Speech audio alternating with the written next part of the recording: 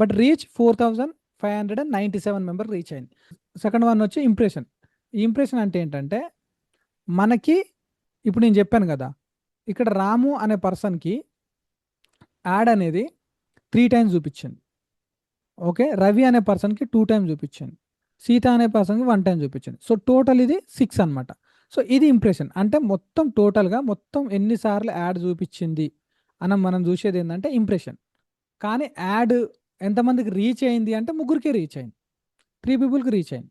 So అందుకని మీరు ఎప్పుడైనా ఫేస్బుక్ యాడ్ పెట్టినప్పుడు మనకు ఫేస్బుక్ యాడ్లో ఇంప్రెషన్, ఇక్కడ ఇంప్రెషన్ ఎంత ఉంది, 8050కి అయ్యింది. బట్ రీచ్ 4597 మెంబర్ రీచ్ అయింది.